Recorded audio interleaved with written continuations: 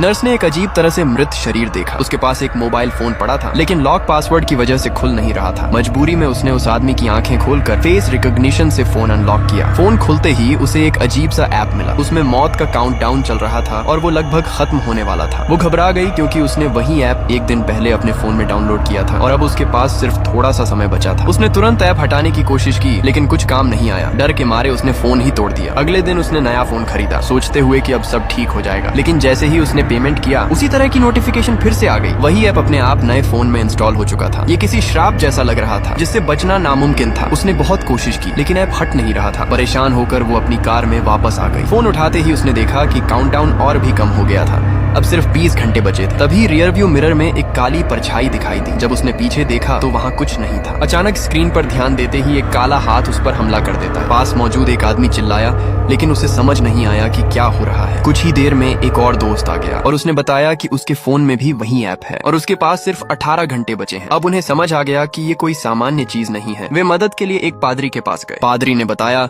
कि पुराने समय में राक्षस लोगों पर ऐसा श्राप डालते थे जो अब तकनीक के जरिए फैल रहा है। उसने कहा कि इसका एक ही तरीका है, एक प्रोग्रामर ढूंढकर ऐप का कोड बदलना और टाइम बढ़ाना। वे पूरी रात खोजते रहे और एक प्रोग्रामर मिला जिसने कोड बदलकर उनकी उम्र 90 साल से ज्यादा कर दी। कुछ देर के लिए उन्हें लगा कि सब खत्म हो गया, लेकिन राहत ज्यादा देर नहीं रही। रात में उनमें से एक जब बाथरूम गया तो अंदर से एक औरत के रोने की आवाज आई। अचानक एक नंगे पैर वाली परछाई बाहर दिखी और लाइटें झपकने लगी। उसने फोन की रोशनी जलाई और उसी पल उसके पीछे एक काली परछाई खड़ी थी। Subscribe for more.